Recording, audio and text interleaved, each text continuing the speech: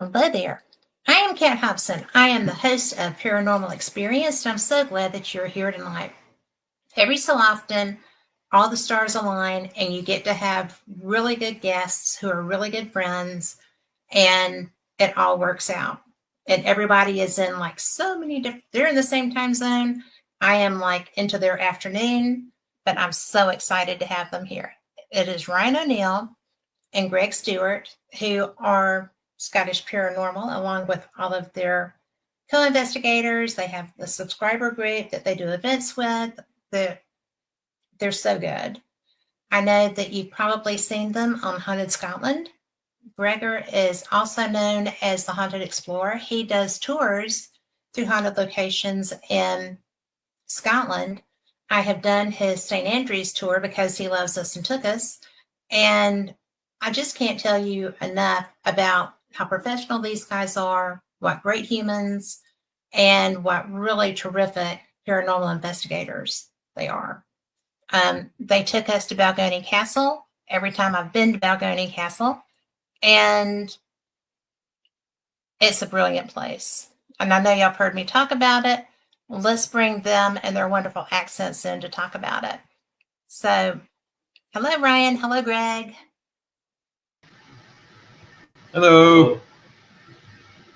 Hello. Should I say hiya as opposed? So, I'm so glad you're here.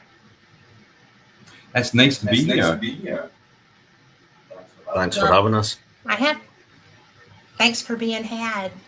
You know, I really enjoy y'all so much. I really feel like it's a blessing to be able to interact with y'all the way I have. And of course, that's all thanks to Rick McCollum connecting us with each other.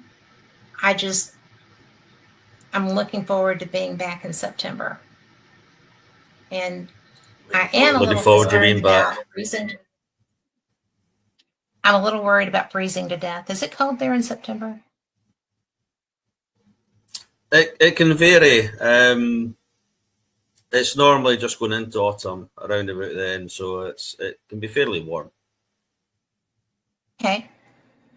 So light jumpers, because like my autumn, it's still 80 something degrees Fahrenheit. In Scotland, you never know. I mean, you can have the joke that you can have 4 seasons one day, and you can have that any time of the year. But yeah, I mean, it's you'll need what we call the wee jacket, not the big jacket. Well, that's good enough. You know, I'm really excited because I've only been there at the beginning of summer, and so to be able to see your fall is so special to me. I think because it's such a beautiful country, and y'all are so blessed to be there. Yeah, it's a nice time of year. Well, one of the things that I definitely want to talk, Ryan, about your television experience, and Greg, yours too, because you've been featured there also. But what I'm really into that I think is so cool and unusual about your group is the involvement of your subscribers. That's such an original idea. How many do you have? How many subscribers do we have just now? Mm-hmm. I don't know. Around about 100, 150, I would say. We have the subscribers club, but we also have badge supporters who come in there too. They don't usually come along to a lot of the events, but they're online and they support us through the Haunted Scotland page. But the actual premium club is really special. These are people who have really went deeper than just watching TV shows or, following our content online. They've obviously thought to themselves, we could go deeper and start exploring what is going on. And they're coming along really well.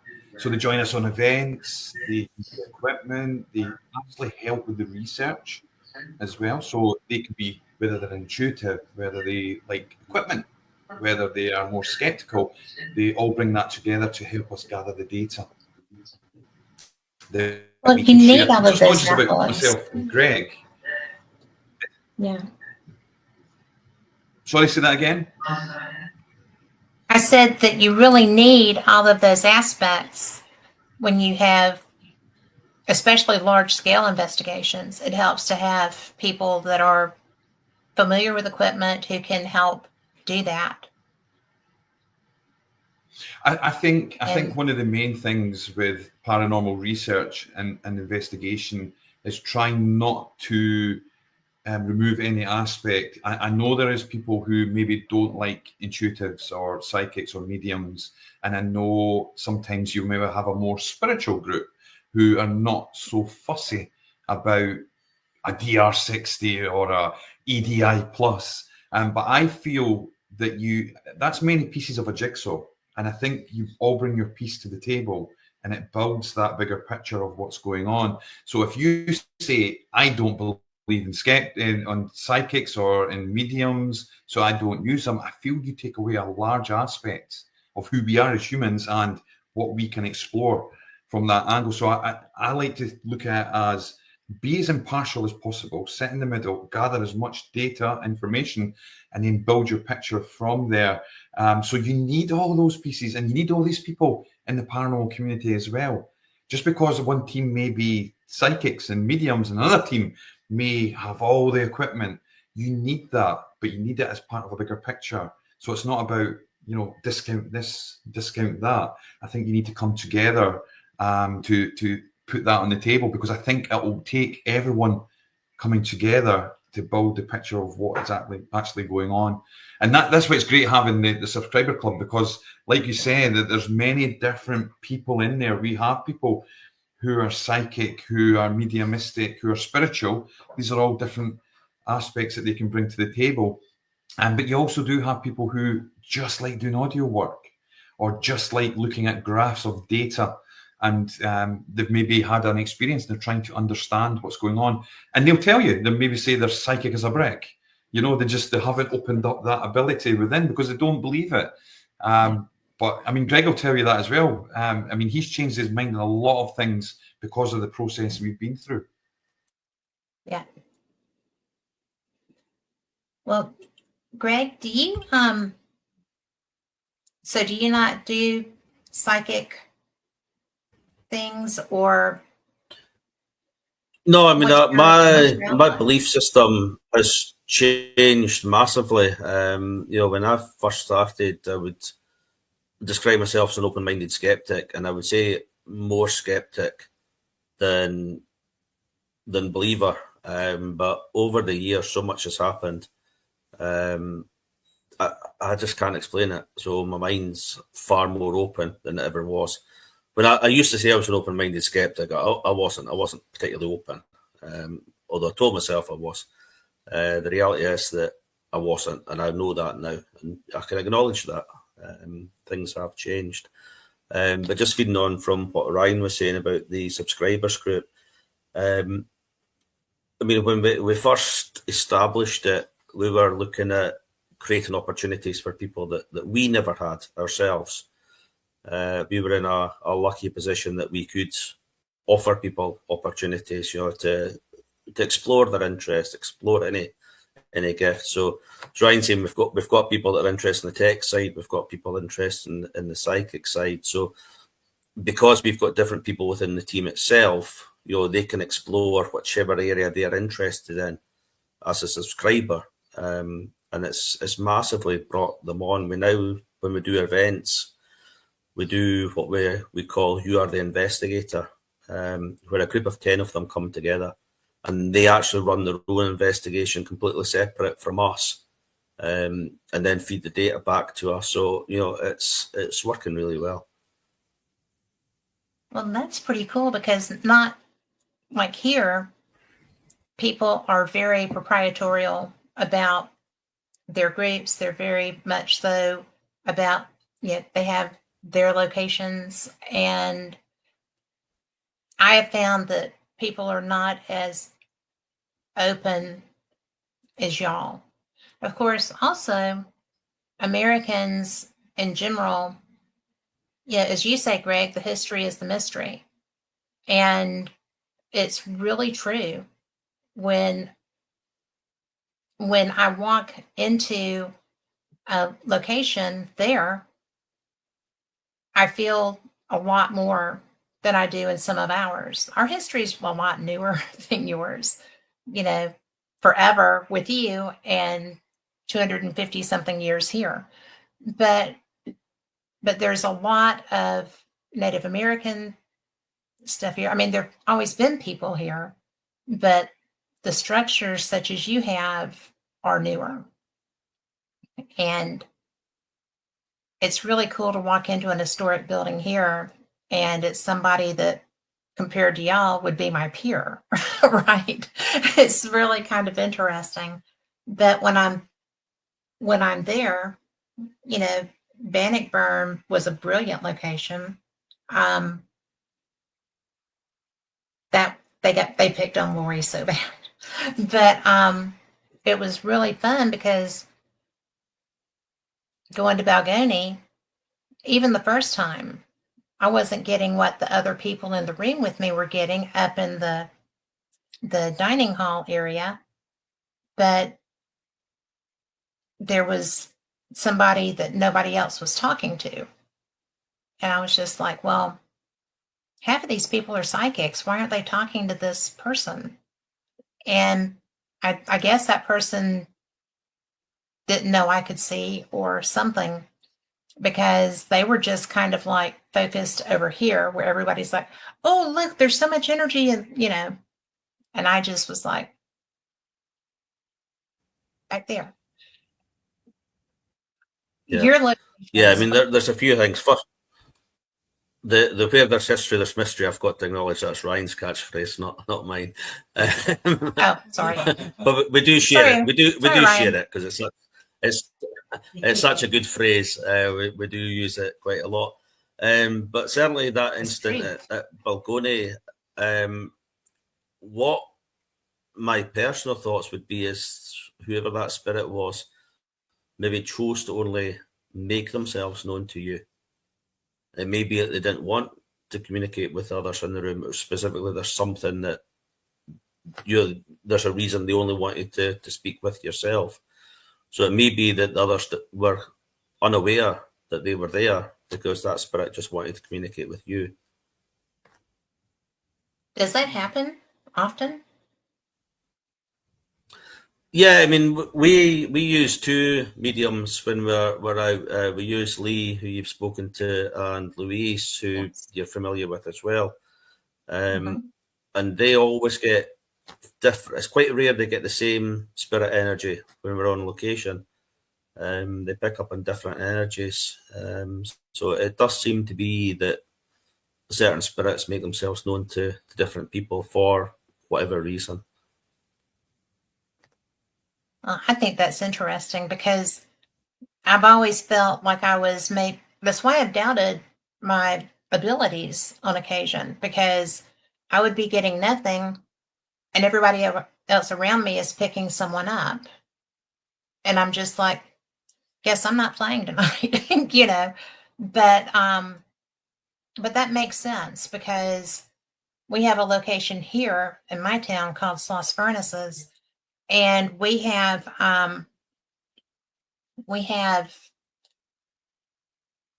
activity that I pick up on that other people that I've been with didn't. But there's a lot that they're grabbing that won't play with me at all. It's really an interesting thing, right? Because I can't imagine, because you brought up Lee, I can't imagine anyone who's a spirit not interacting with Lee. Because he is so. Yeah, I mean, it can vary. Strong. A lot of the times we find if it's a female spirit or a child spirit, they prefer to interact with a female medium. It may be that in their life that, you know, the male way back then was seen as the dominant figure. so they're less likely to communicate through a male than they are to a fellow female. Well, that's logical. You know, when in that instance that I was referring to, the first trip, everybody that was talking to this young girl, were like, you go, girl, you don't have to take that from him. He doesn't own you. And I'm like, kind of, he does. Quit telling her that, because you're going to get her in trouble. She cannot, it's a different culture and it's a different period. And they were like, you go, girl. And I'm like, no, you can't tell her that. Yeah, I think that's an important thing it's something we try to do, is put yourself in that time, where they lived. It may be very different now, but even, if we do work with the witch trials, is probably the key one. Yes. For us looking at the witch trials now, it's you wonder how could people believe this? How could people do this to fellow human beings? But it was the belief. You've got the king and you've got the church, both telling you this is real. This is why your babies are dying. This is why your crops are failing. This is why your ships are sinking. It's nothing to do with natural disasters. It's witches. So people believed it. So you can go in and berate them, tell them how wrong they were and everything, and get nothing. If you go in and more on that level where, this is real, you tend to get more communication. Yes. And, it's so bizarre, because when I went to Kulrus, which one of the most haunting places I've been, but also one of the most beautiful places I've been. The village going up. First place I found out for absolute certain that the unicorn is your national animal. We'll talk about that later too, because holy cow. But that's the first place that I saw. I saw it at St. Giles also, but I didn't think it was real because it had a cone on his head. But then when I saw it in Kulrus, the statue with the unicorn, I'm like, this may be real, And then I went up to that abbey, which that graveyard is so active, and I didn't expect that. Everywhere there is so active. But inside the abbey, which I expected to have more, it was so peaceful. And I found that when I went into every side of that nature. Outside, you're going to get whatever. Inside, it felt more like sanctuary. Like, we're not bringing this here. Do y'all find that to be true? Yeah, again, in a lot of places, churches, abbeys, things like that are generally a place of peace. They're not a place, and people go to graveyards and churches thinking they're going to be haunted because there's people buried there. But unless there's something happened to make the place haunted, there'd be no reason for it to have any spirit activity there. Well, I felt like outside, as I was walking away from the abbey, in the back corner, when I turned around to look back, I saw someone, and they may have just been strolling. I don't know what you do when you're dead, but it's an interesting concept that you're still going to be, living your best life, as it were, if you haven't been able to move on and away. Really, you can't throw a stick and not hit a haunted location in Scotland. Pretty much. Do y'all find that? Do you feel like that's true? Yeah. I'm going to suggest Ryan comes in just now, because he's got a good theory about things like religious institutes, okay, monks, things like that, because we get a lot of that paranormal. So I'll let him explain it, because he can explain it a lot better than me, because it's his theory, and it makes a lot of sense. Sorry, we're in the same office, so we're being careful here with our microphones, so that's why we're jumping back and forward. Yes, on the religious thing, a lot of the reports that we've got are things like monks, priests, nuns, going back to a certain time frame, usually around the times of the witch trials and coming forward. And one of the things we looked at was why do we get so much of these? Why is it always the monk seen here, or the priest seen there, or the nun, seen in St. Andrews, for example? And the only thing that we could, and then all the things like help me coming through the audio, help me. We've heard things like witch get said coming through. So we looked at that and we're like, what could it be that's causing this? Then the thought come over, if you read scripture and you stayed in that time frame, and this was basically taught to you over and over again, you had to go to church on the Sunday, you went to a school where it would probably be highly religious, and you were taught these things, and you were also taught that you had to behave in a certain way. If you did not behave in a certain way, you would not make it by the pearly gates, you would not get into, God would come down on you and you would do this, that, and the next thing. So when you die, when you pass over and you lose your consciousness switches, basically, 1 minute you're in the physical, the next minute you're transitioning, and you've been through a whole lifetime of being taught that this is the way it is, this is what happens. You will then be met at the pearly gates, and if you've been good enough, you'll be granted your passage into heaven. But when you move your consciousness and you see no gates, and there's no St. Peter standing there, and you're like, where am I? Have I been rejected? Help me. How do I move on? Is this hell? Am I stuck? How do I move on? Yes. Or one more than that, if you served your whole life as a nun or a priest or a monk, and you say, I must have done it wrong because I'm still here. I don't see, where's God? Where's Jesus? Where is all these things that I was taught through scripture? And maybe scared to move on, maybe scared to go any further, so they're earthbound. And is this why we see a higher amount of souls, basically, who are walking in these areas, who are religious, and even people who probably come through that teaching back in the day?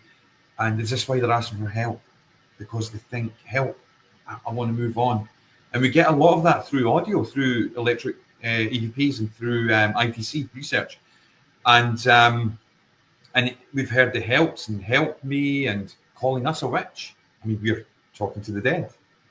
We're using these devices that they don't know what that is. And we think it could be a fear-based consciousness that's stuck. And this is why we see a higher amount of these reports going on. And we're talking not just Scotland, I mean England and Ireland, and probably in America as well. So this is what we think. I mean, obviously we don't know for 100% certainty, but we're going on the position that this could be what's happening. Well, it's logical, because here, people here talk about having a relationship with Christ and other things too, but it's very fear-based because, one of the this was actually a billboard that said, heaven or hell, where are you going?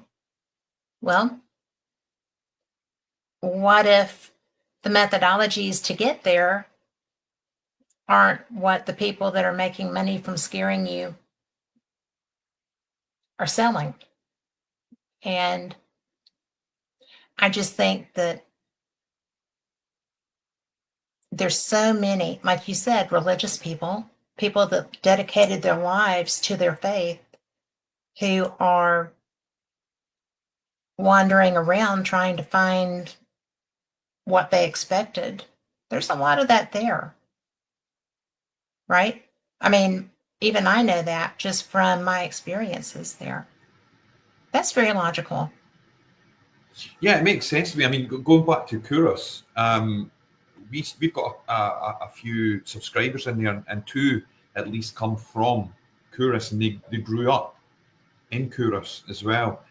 And I remember she said to us, you know, when we were children, we didn't know what was a ghost, a ghostly monk, and what was a real person. Such was the amount of spirits walking around the area. That blows my mind. So, you know, to think as a child, you're walking around and you see this monk walking along the cobble path or roadway of Kuros, and it's so. I mean, a lot of people think that spirit will just be this translucent, airy fairy type thing, and it can be, or it could be invisible, They can, but they're or, not. and we've all heard this. Yeah, it could be somebody as solid as us in looking that could be there, and you turn away and you come back and they're gone. And we've all heard the stories of people being saved with what they call angels. You know, this person turned up that was as solid as us. You can actually hold their hand, and they saved us. Yeah, they can actually move things. Yeah, it can actually do things, and then they just disappeared. So we don't know what the capabilities inside this reality is. You know, yes, we'll get the translucent stuff. Yes, we'll get the invisible poltergeist type stuff happening, but you will also get spirits that are as solid as we are, and you will not be able to tell the difference until they're there, and then they're gone in an instant. Now, it doesn't happen all the time, but there is so many reports, and not everyone could be wrong in this. Well, I had one of those. I had been on an investigation, and there was an item that the family had thrown away several times, and they finally put it in the bin and watched the garbage truck drive away with it. When we went to do an investigation at their home, one of the women had said, "Where's that egg?" And I'm like, "I don't know what you're talking about." And she was like, "No, there was an egg."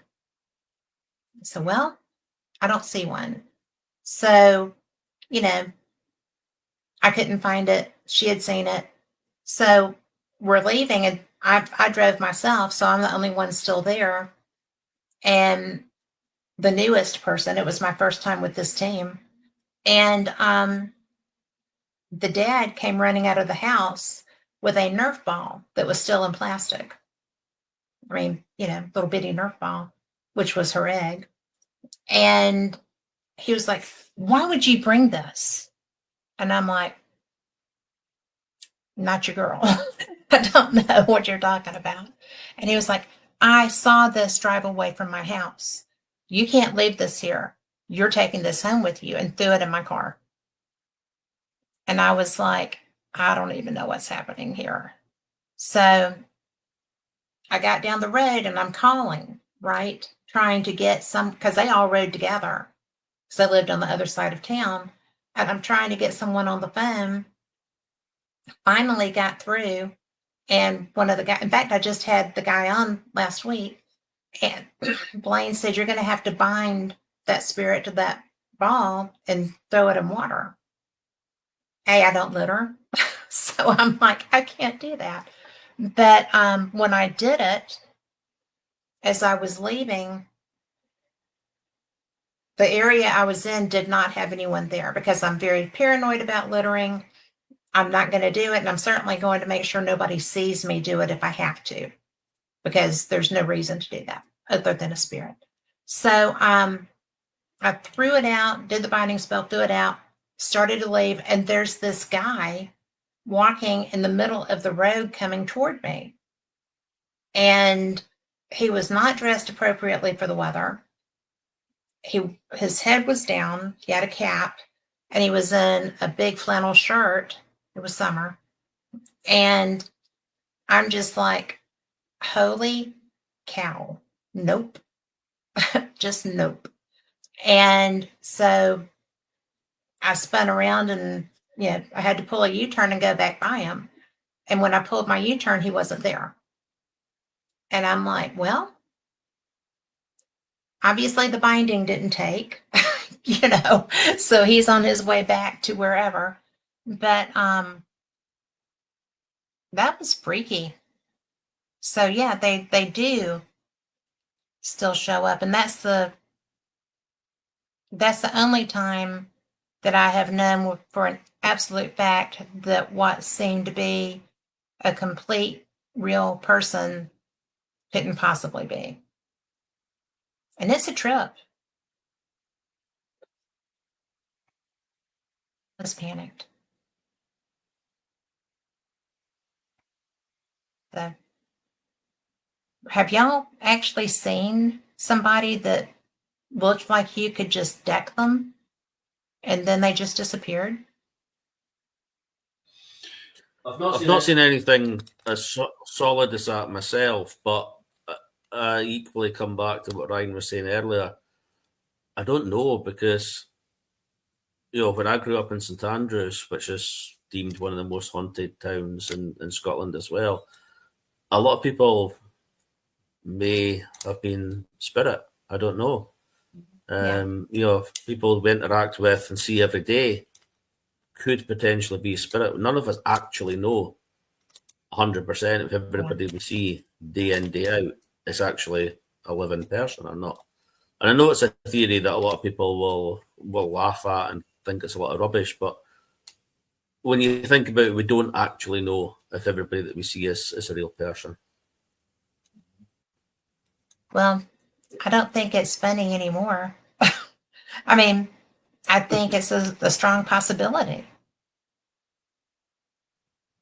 Because I became a believer really fast. Yeah, it certainly happens. I mean, on a seeing something myself. I mean, it was more a shadow figure, I would say, and this wasn't part of an investigation, and this was in my house. This was years ago, and I remember it because I'd went to the kitchen area to prepare foods, and the kids were younger at the time, and I'd said to them to go play in their rooms and not be in the living room while we were cooking. And my kitchen was down the stairs. You could see up a set of stairs. You could see the living room door and the hallway up there. And I remember it just from the corner of my eye, I seen movement. I turned and I seen the shadow of a child skipping into the living room. So I thought it was one of mine. I was like, so I walked up those stairs and into the living room. I said you were to, walked into the living room, no one there. And you know that feeling you get, with everything goes up, like the hairs. Well, I don't have much hair, but yes, whatever's there goes up, and you could feel that something's not right. That electrical, staticky feeling in the air. I got that, and I got, whoa. I mean, you don't want that to happen in your house. Now, I don't remember many stories in the house, but certainly my son, as he got older, he said, "Oh, I never ever told you. I used to go to sleep at night, and sometimes I would wake up and see a little boy at the bottom of the bed." And I was like, "Wow, you're joking." Because I remembered what I seen. And I said, "What did you do?" He says, "Oh, I used to just pull the covers over my head and go back to sleep." Kids are more prone to seeing things anyway, so probably you can see things that we're conditioned out of being able to see as soon as we go through schooling, and we get pulled into that left brain. So probably there are a little, and some people don't get conditioned. They manage to get through the whole schooling process without having their right brain shut down too much. So there's probably an element of that. I think when people like myself and Greg and you and all these investigators, we start tapping into investigations and doing this, I think we start opening ourselves up a little bit more when we do that, regardless of whether you're a techie or whether you are, more into the spiritual side and using your intuition. I think we all start tapping into that gut feeling and that intuition, and we start removing some of those filters a little bit, where we could see these physical beings being there, consciousness. Everything's consciousness, so units of consciousness being there. And I think that's what opens us up to seeing more than maybe the general public will see. Some general public get little nudges and woken up with some stuff, and they come seeking and they take part. And I think if you ask most paranormal investigators, researchers, or hobbyists, they will always say to you that there was something that happened that made them go deeper into this and try and find out if other people had the same or what was going on. Whether you be skeptic and you didn't believe and something formed in front of you or something happened, or whether you've always just had out-of-body experiences from your little to, and you're popping out your body and you were doing this, and then you could see stuff that others couldn't see, and you wanted to understand that you weren't going crazy, that there's something bigger going on. So you've got that as well, but you're obviously open. You could see physical things going on. Greg has opened up massively over the last 20 years that, he's been doing this, coming from a really skeptical point of view. And I've had experiences since I was younger, so I knew something was going on, but I also went back to and went more skeptical. Instances I didn't believe much of the IPC stuff didn't work. And you do listen to people and you let people get into your head and you're like, it doesn't work until you get things that will present itself to you. And that's what happened to me. And then you understand that, you should just be open to everything. I think Greg was probably a little bit the same with some of the ITC stuff. Were you, Greg? Yeah, I mean, when I was very skeptical about the ITC stuff, mainly because the way my mind operates, I need to understand how something operates. So if somebody presents me a phone app, and says spirits can speak through this, I need to know how. Because none of us know how 100% how to communicate with spirits. So how can you program something to speak to something you don't know how to speak to? So when phone apps first started coming out, I was very much, it's just radio waves, phone waves, things, picking up phone signal, things like that. And I asked numerous people, what's actually Ryan, and full credit to him, that was able to explain, it was Echo Box at the time, how it actually works. Taking these little bits of bit sound and puts them out into the atmosphere, the spirit can take these bit sounds and turn them back into words and speak back to us using just these little snippets of sound.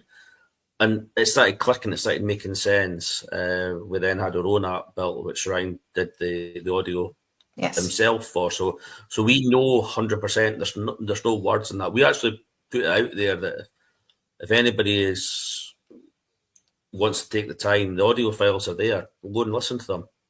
I use it. Because it's not only a challenge to see if you can find words, but it's, if there is a word in there that we've missed, we want to know, because we don't want to be putting out false positives saying, we're getting this word all the time, and actually find out that it's actually there. So, yes, it's a challenge, if you like, that, we've proven that there's no words in here that we're aware of, but on the off chance, that 99.9% confidence that we've got, but that tiny little bit of maybe if somebody can find the word, please let us know, because we don't want to be presenting this as evidence unless we can stand by it and say, we don't know, we can't explain how this works. But I think that's a huge area. And this is, again, going back to our subscribers group, where, we put people in a position where they can test these things themselves. Take the DR60, for example. We're fortunate enough to have a couple of them now. So people read things about the DR60, it's this, it's that, you're rubbing your finger on the microphone, things like that. So we say to people, here, take the DR60, try it yourself. And they get results. So they know, if they still start saying, it's just people rubbing their finger, well, you were doing that, not me. You had the device, you tried it, you recorded. So rather than read and go by what other people think, we always try to encourage people, try it, find out for yourself. Don't be discouraged. Not everything works for everybody. There's devices that are out there that I'm quite skeptical about, and I think they don't work for me anyway. But I would never be in a position where I'll say, something, the DR60, for example, I would never say, it's rubbish. Because what happens, even if I didn't believe in the DR60 and I stated publicly it's rubbish, and then somebody like Ryan comes along and gets that 100% conclusive piece of evidence which science accepts on the DR60, how daft do I then look? just because you don't believe it or you can't get results in it, don't dismiss it. Just, it's not for you. Use something else. Use what works for you. But accept that all these devices out there, they work to their own level. Yeah, and a lot of that depends on the user themselves. I'll give you one on this. One that's really it was really funny. The EchoVox. So when the EchoVox was out and I seen it was there, I was wondering, is this just a gimmick? And I read a lot of the Google Play Store reviews, and I noticed 2 or 3 international researchers that I know that are really passionate and authenticity, and they gave it a good reviews. So I went, how, I thought they wouldn't use a device like this. So I said, it was a turning point for me. I said, the only way in this life that I'm ever going to know what works and doesn't is if I do it. Forget the noise, just do it for yourself, and either it'll work or it won't work, but give it a good test. Don't just get it and try it once and then say, oh, it doesn't work. Really give it a good test. I was lucky though, because on my first time of using the EchoVox, I went to Macduff's Castle in East Weems, and I said, it was an afterthought. I was like, oh yeah, I've got the app, I'll throw it on for 5 minutes. And I put it on and I was asking questions. And when I was asking one of the questions, I heard a female Glaswegian accent saying Glasgow. And I went, Glasgow. And I was pretty taken aback. Now, there was another capture next to it. I didn't hear it live at the time, but I had recorded it. And it said, Scratch the Scot, in a Scottish male voice. Anyway, I took it back and I listened again just to make sure. Took it into the software. And I said, that is a Glaswegian female. And then it's got this other capture. So I got in touch with the guy who made it across in America. And I said to him privately, I said, what did you use to make that? Did you use Scottish audio fragments and radio? No. He says, I used an audiobook. He reversed it. He sliced it. And it was the phonemes that were in there. And I told him what I had. So that's the first part of why I used it. And I went, okay, that's interesting. I'll keep using it though, and I will see what happens. I was then starting to get like slang dialect, like things like dafty, the thing that a Scottish person would say to the other person if they were stupid, you're a dafty. I would get all these kind of things coming through, which I knew wasn't in the normal words of across America. And I went, this is getting really interesting. So I did this for 2 or 3 years, building up more and more audio and trying to really understand what was going on. And then one of my friends, I'm not going to name him, but one of my friends who's a paranormal investigator for one of the countries got in touch with me. I think actually maybe said it on a post on Facebook, and he said, why are you using that? That doesn't work, right?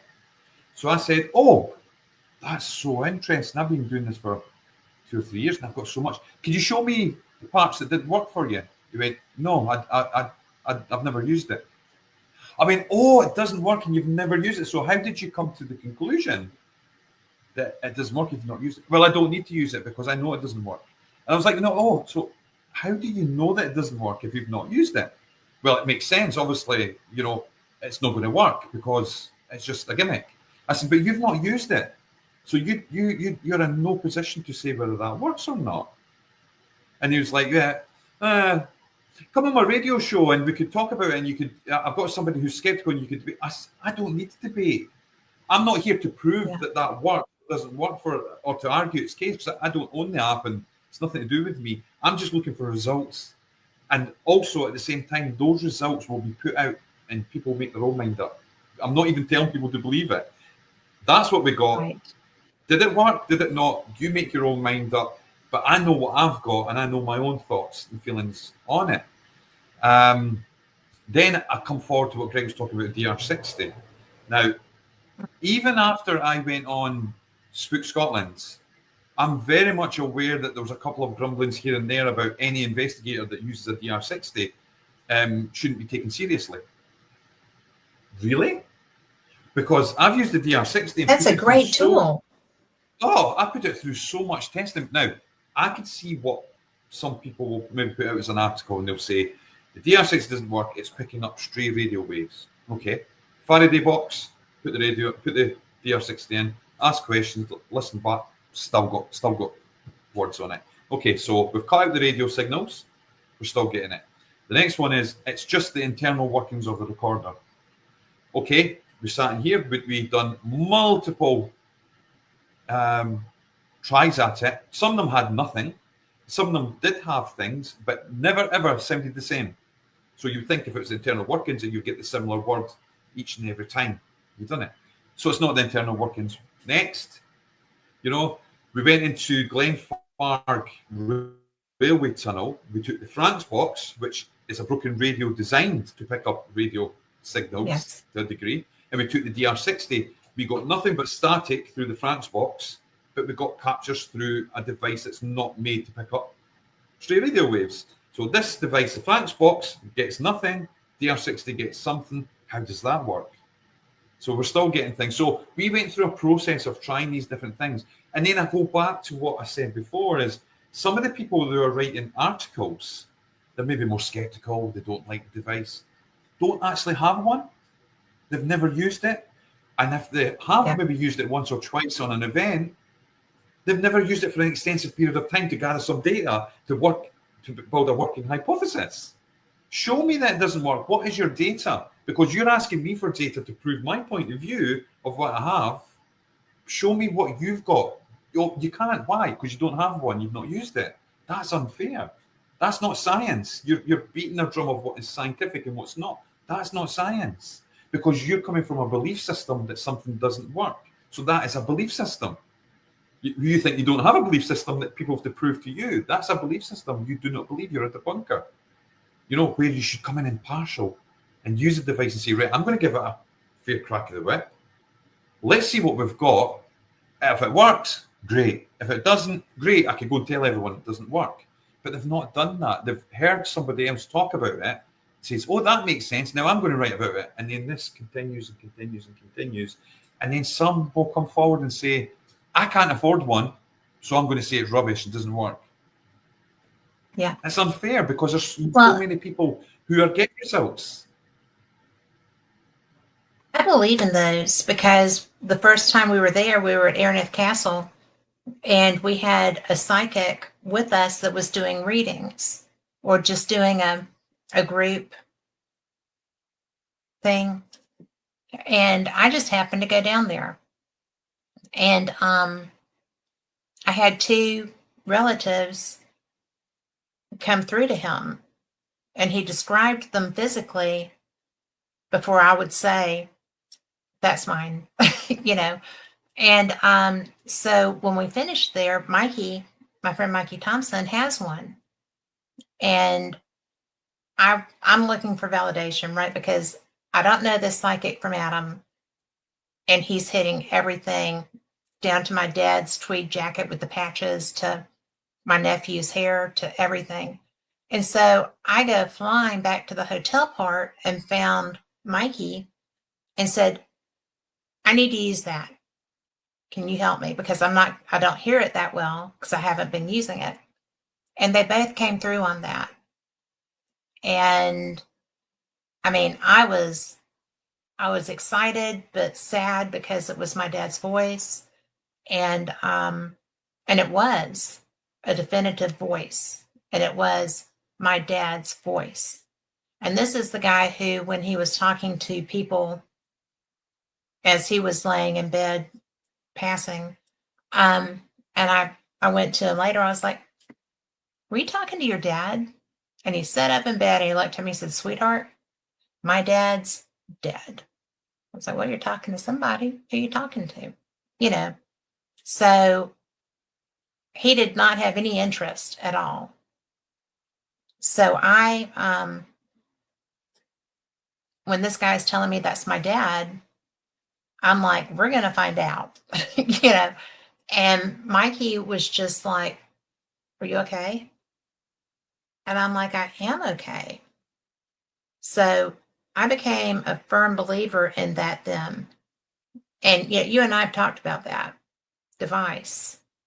And so if I ever hit the lottery or don't have anything else to spend my money on, I'm buying one, because I do think that can provide what I considered in my life the Holy Grail.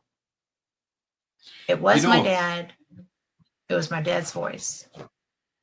You know, and the simple thing about the DR60 is it was one of the first digital recorders that was made, and it doesn't have all this sound cancellation, you know, parts inside, you know, all the things that we have in really good crystal clear devices these days.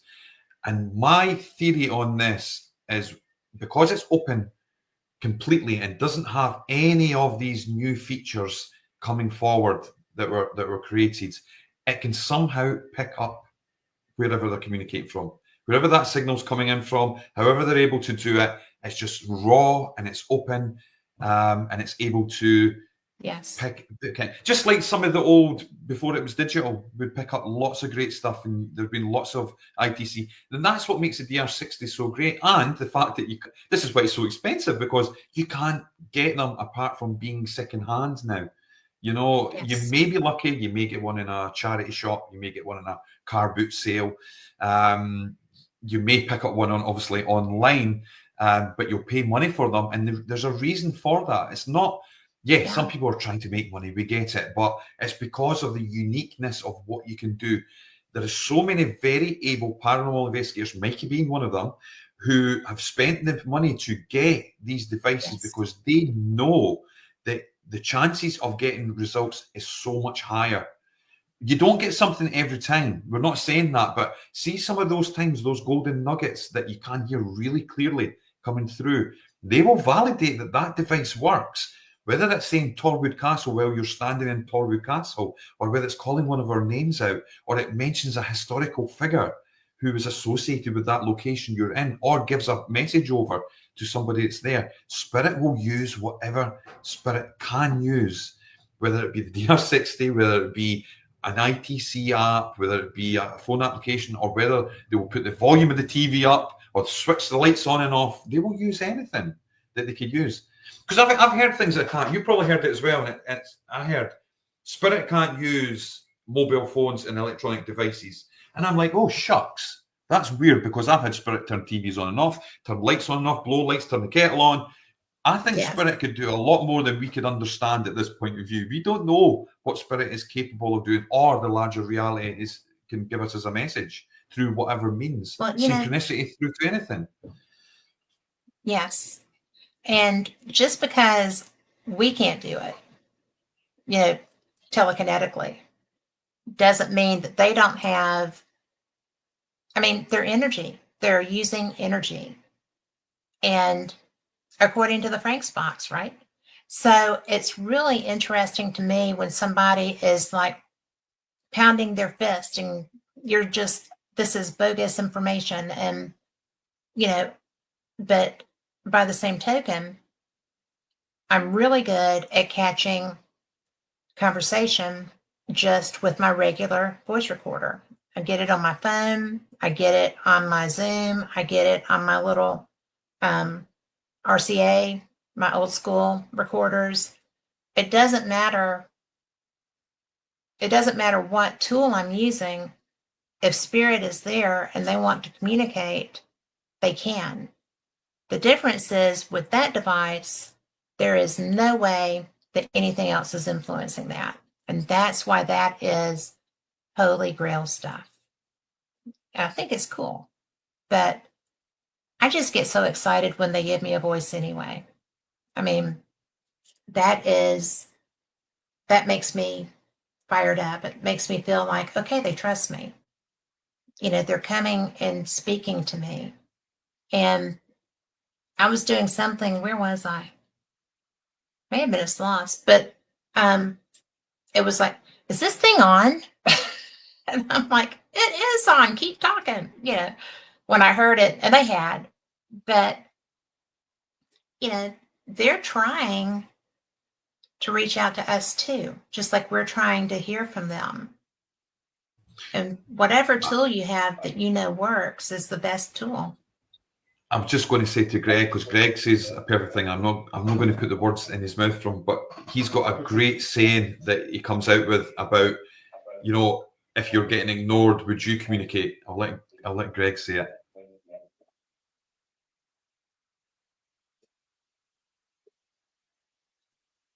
Yeah, it's just, I mean, I'm linking it to real life. If you were speaking to somebody and they're just ignoring you, would you continue to waste your time and your energy trying to speak to them? 99% of people would say no.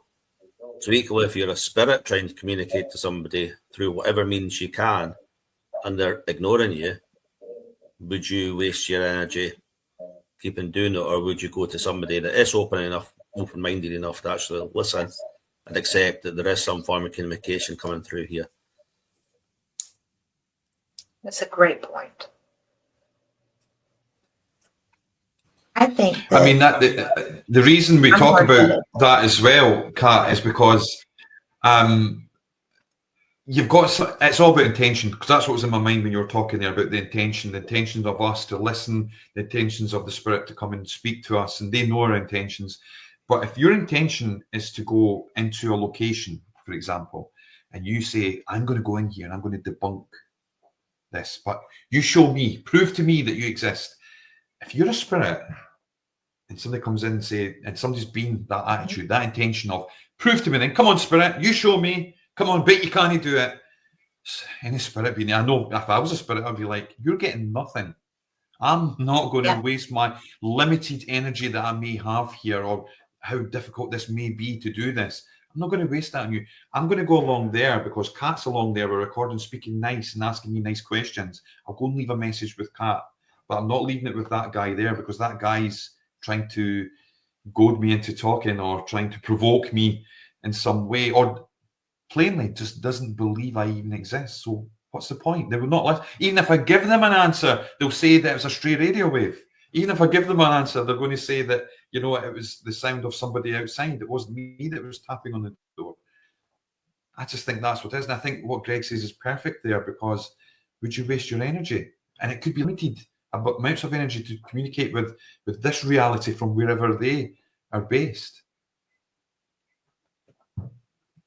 Well, I think that's brilliant too. I agree. But I'm the person that's going to sit there and say, oh, come on. You know, you want to talk to me. And that's not always the case, but I still try.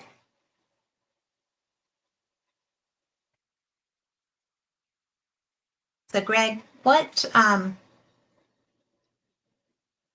is probably your favorite piece of evidence that you've caught in EVP? Oh, that's a really difficult one to answer. We actually caught I think for me, the very best one was at the Drill Halls in Anstruther, which we know was it's an ancient tower connected to a church, and we know that it was used to imprison women during the historic witch trials back in the 16th and 17th century. And we were picking up, we felt we had a woman there that she was scared, she was cowering in a jail cell, and a much more dominant male figure on the stairs. And we were doing a session, it was actually with the cultist box out in the stairs. And I did something that I don't know why I did it. There was a handrail going up the tower, but it's something they put in recently. It's actually an electrical one. It's lights all the way up. So as you're going up, you can put your hand on it and use it as a handrail, but it's illuminated. So I knew there was a current running up and down here, because we weren't getting much through on the cultist box. You know, we're in the middle of an ancient stone-built tower, and I thought, I wonder, this runs all the way up to the top.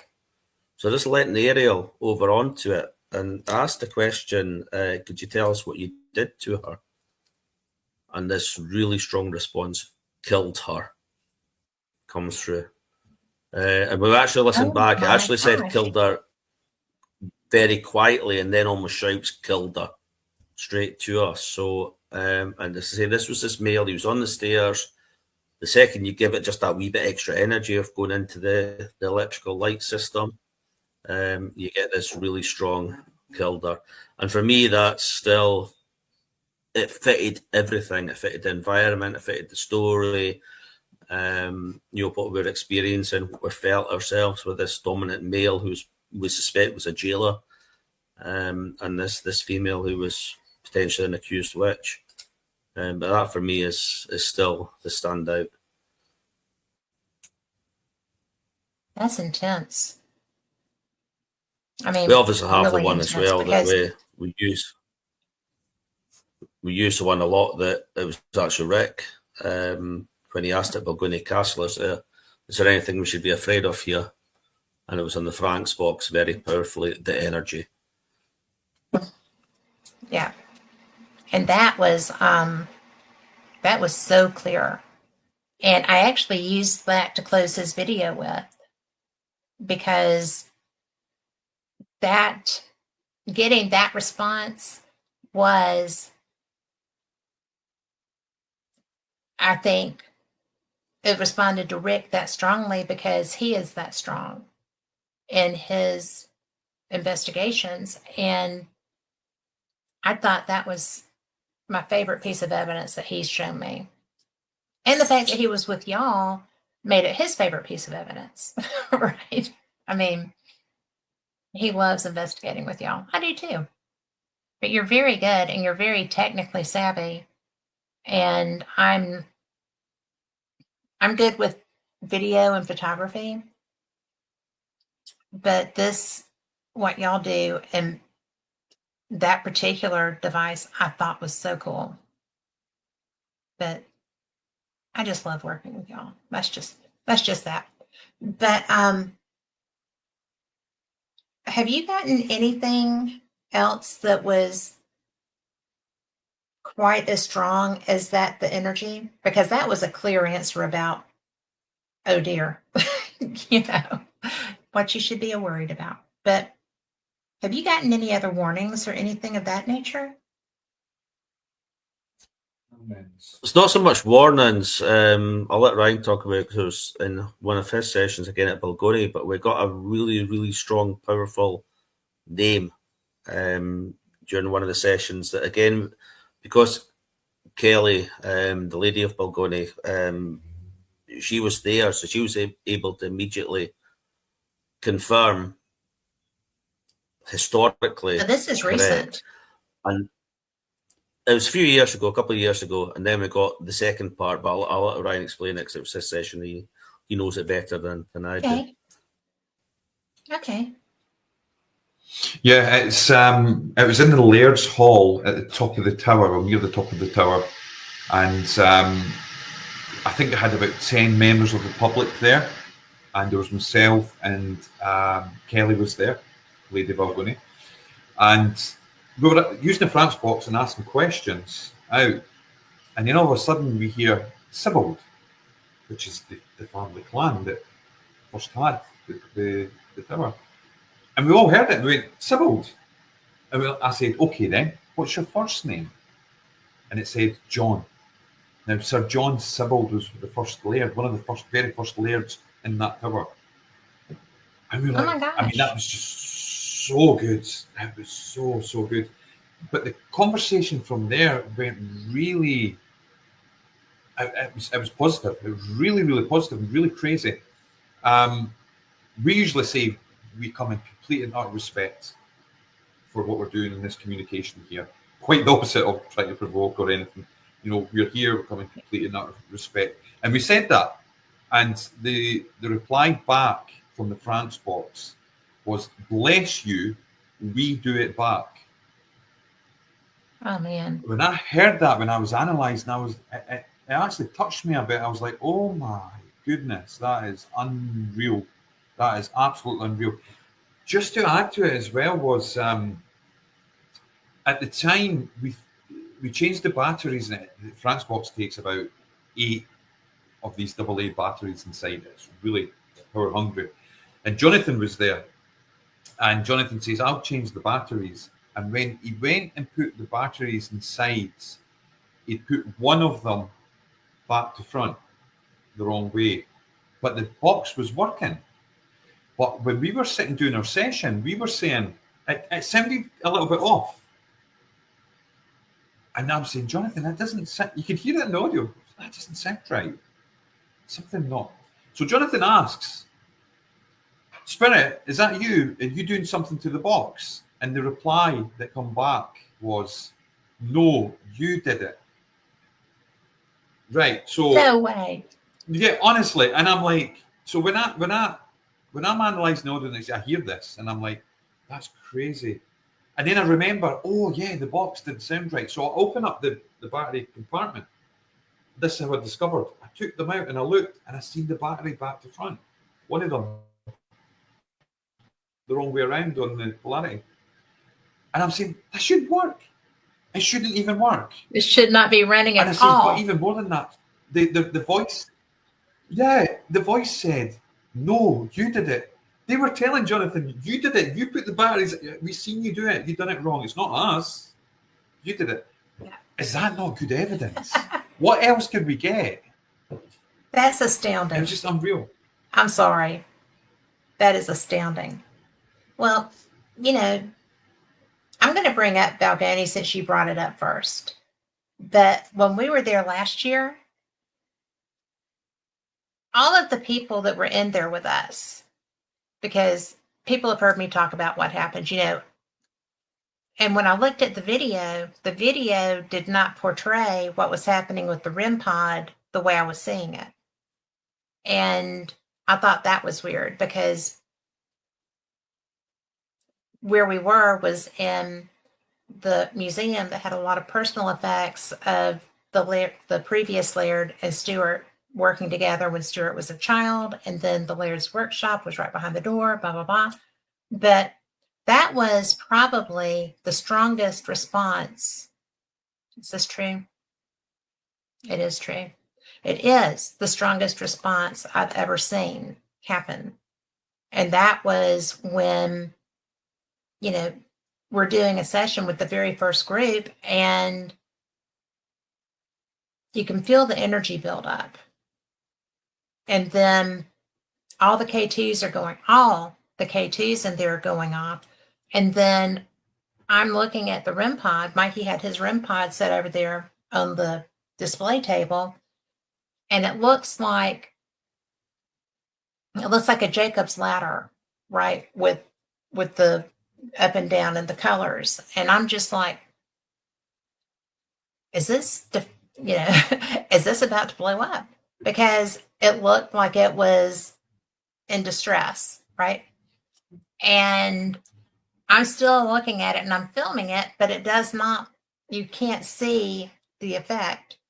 And so, and Mikey's didn't either. So, but he's seeing it because Rick is like, well, something is happening here, you know, being Rick. And Mikey says, bro, my REM pod don't do that. And so all of the people with us, because Gregor, you had a password. And I still don't know if when people reviewed their evidence, they heard one. But Rick's like, you know, when the K2s are going, and Rick's like, well, obviously this is someone who's familiar with paranormal equipment. You think? And he's doing this and it's taking him forever. And I don't know if you've seen video from that, but it was just like, who could this be? You know, and it was so obviously the Laird, because who else would it have been? You know, and yeah, I mean, when on that occasion, we actually chose that we'd never investigated the museum area ourselves very much, but we know it's built on top of one of the former defensive towers for the castle. So we kind of more anticipated that there was something along these lines that you'd potentially pick up there. But it certainly seems like the Raymond, the former Laird, came through. Now, Raymond's workshop was directly behind the room that you were working in, and as you say, it contains lots of artefacts, both from the castle itself, plus items that Raymond and Stuart, his son, worked on over their time at the castle, the models of the castle and things like that are all, you know, handmade by Stuart and Raymond over the time. So in hindsight, it's not a massive surprise to us that he chose that place to come through, because it's where he spent a lot of his life. He'd get up. He didn't work to normal expectations. He would sleep late. He'd go to bed late. He'd work till sort of 2, 3 in the morning. Then go to his bed and maybe wouldn't get up till 10, 11 o'clock the next day. He didn't do 9 to 5s. He was very much worked late into the night, and that's where he did it. He worked in that workshop, creating all this very personal craft. It's all built and designed by hand. So it's all got his energy. But what I would say is that since then we've definitely had him through a lot. And one thing that people maybe don't realise about Raymond was when we first started investigating at Balgony, Raymond used to join us. He was fascinated by what was happening. He really wanted to understand. He'd experienced, both him and Margaret, his wife, had experienced quite a lot of the spirits of that castle. And he really wanted to understand what was going on. He never considered himself owner of the castle. He always said he was just custodian. The castle was there long before him, and it'll be there long after him. He's just got this period of time where he's responsible for the upkeep of it. So he used to always join us on investigations. So he was very, very familiar with what we did, how we did it, what equipment we used, etc. It was actually at the stage that it was quite a difficult thing to approach. We had to ask him, would he mind not joining us on an investigation? Because what we actually found was it was almost like, because he's layered, he's the head of the castle, if you like. When he was there, we weren't getting as much spirit activity. It was almost like they respected his position within the castle as well. And when he didn't join us, we got a lot more activity. So when we asked him, look, that's interesting. Castle, we can't tell you what to do, but would you mind? It was more initially as an experiment. Would you mind just leaving us for half an hour, and we'll see what happens. As it happened, we always got. So he actually stopped joining us because he felt he was interfering with what we were getting. So he wouldn't join us, but then we would sit with him for an hour or so at the end of the investigation and just run through everything that had happened with him. And it was brilliant because a lot of times we could say, well, we got this name in this play, in this room, and he could instantly just click and say, oh, that was so-and-so, the 5th Laird of Balgony who lived in this time period. And it was brilliant because you just got these immediate answers from him. I wish that I had been able to actually meet him when he was still living, because I feel like an amazing man. He must have been brilliant. Yeah. Yeah. I mean, if it wasn't for him and Stuart as well, I mean, you can't take away how much work Stuart's done at that castle as well. Yes. But if it wasn't for them, particular, it takes a special type of person to take on a building like that. And a lot of the work there they did personally. And if they hadn't stepped in, we probably would have lost that castle. It probably would have just fallen completely into ruin. So they have, through their dedication and hard work, have saved that. Well, it's one of the most beautiful places I've ever been. And I think that first time I came in and we met, and you were telling me about the doors that he had carved and all the art that he had done, the crests and stuff on the ceilings. And I just thought he was amazing. And I understand why I couldn't that first trip, but I would so have enjoyed just hearing him laugh and seeing him, cut up with y'all and Rick. And because Rick absolutely had a lot of love and respect for him. And that was kind of an interesting connection that they had. So I think that I was so blessed to be able to be there. And, the experience that I was talking about, We had 4 groups come through that night. Nothing happened, really, after that first one. And I found that interesting too, because if it was a glitch in electrical, or if it was a, whatever, it would have continued. But it was, I'm goosebumpy, but it was the Laird saying hello and goodbye to Rick, I'm convinced.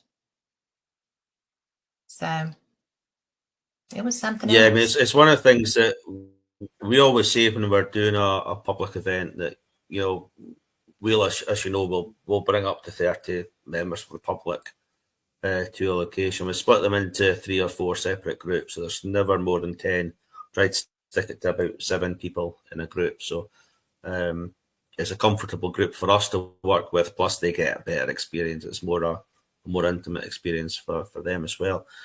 But we always say that we don't consider spirit to be performer monkeys for our entertainment. No. We will have times when nothing will happen. We can't control that. We're not going to fake something or make something happen.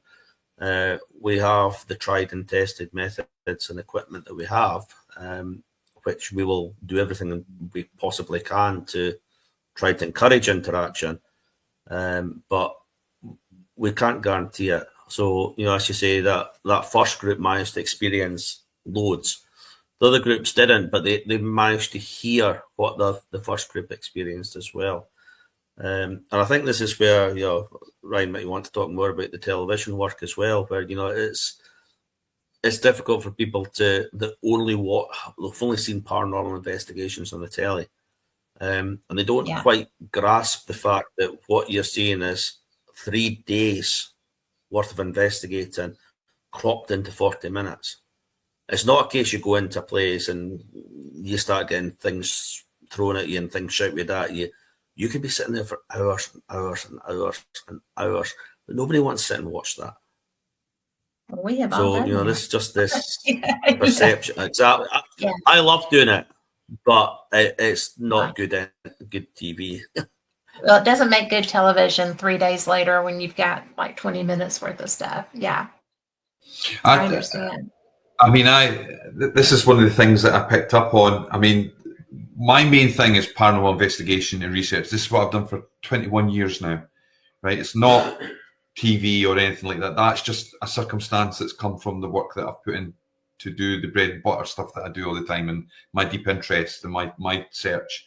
But what I noticed when, certainly with the spook stuff, Spook Scotland, Spooked Island, which is Haunted Scotland, Haunted Island in America, I noticed a few strange comments that were put up from other paranormal investigators, and it was along the lines of, I take it all you need is a TV camera crew and you get everything happening because they get everything in an hour. And it made me laugh. I thought it was really hilarious because I was like, 3 days. And what they've done is, like you do with a football match or something across the American football, is they've taken the whole lot and they've taken the highlights and they've squeezed it together. They've also added in interviews, history, scenic shots, probably talking to us to get our opinions. And then when you take all that away, you're left with probably what you get over 3 days of an investigation. It's a small part that's interesting, which may be voices captured. It may be the medium, whoever that be, whether it be Chris Fleming or anyone for that matter, who's picked up a few key points that actually fits the story from the place. It could be we've heard noises coming, knocks or a door or whatever it is the highlights squeezed between adverts on a TV show. That also what you've got to understand as well, which and I wouldn't like to be them on this level because there's so many hundreds of hours worth of footage from different cameras and DVR systems and that, but you've got a production crew who are not paranormal investigators, who are very skilled and do what I probably couldn't do in their area, but they've taken that footage and they've brought it down to this single story that they wish to cover. There may be 12 stories in that place, but they've taken one story and they've seen what they've got to fit that narrative, and they've put that together for the people to enjoy, to say, this is the story of this place, this is what the mystery is, this is what the team, whoever it be, has got from that, and it's went out over 45 minutes, 50-minute show, adverts included, for then a paranormal investigator, whoever they may be, to turn around and say, oh, they get everything happening in that show, you should go in there. It's 3 days worth. If you go spend 3 days, you probably get the exact same. You might not get the great camera shots because you don't have all the cameras that this production company has, and neither do we. We've got good stuff, but not that good. That's all it is. They've presented it that way. Now, we present our stuff.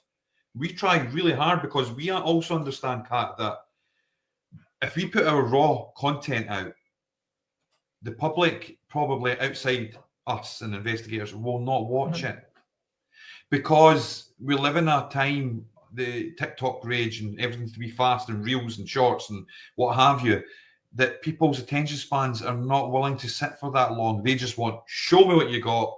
Okay, that's great. Move on to the next one. That's what they've got. For us, we like to do long form. We want to show you the history, the mystery, the research, what we found. We get excited. We nerd out on, we've got this name and it's in the family tree and it's here. And we want to show that. And that's why we put a presentation together. It's the same with live streams. We don't do a live stream. We've heard it actually said that people do live streams to get stars sent to them. And I'm like, if you knew how much money we've spent even to give you the live stream, never mind the equipment and the fuel costs and everything else that goes into it, and HQ and electric bills and rent and DGI systems that we're on, and standing, we appreciate it, don't get me wrong. People saying stars, it's fantastic, but for people to say that we do it for stars, we don't even cover going to the location to do the live stream. The reason we do the lives, the point I'm making is, if we do a DR60 session and we do a Franchbox session live, and we get Torwood Castle captured live, and then we edit and put out a presentation, it's a guarantee someone somewhere will say, you edited that to make that sound like that. We go look at the live. We done it authentic on the live, because we are really serious about integrity of our research, and we want to show you where that come from. Now you can see us, we've cleaned it, we took some hiss away, made it so you can hear it better. We put words on the screen, because that's another one. You shouldn't put words on the screen, because if you're an investigator, you're making people, well, the words are not on the screen for me when I analyse. This is what I've found, and I'm making it easy so that somebody doesn't have to go, I don't really hear that.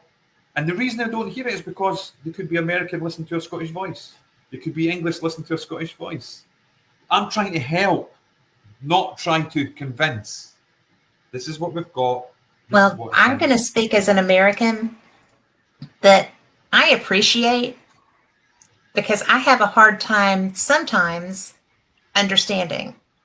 Yeah. And, you get picked on a lot about that. But it's not you. It's just the different dialect and what we're accustomed to hearing.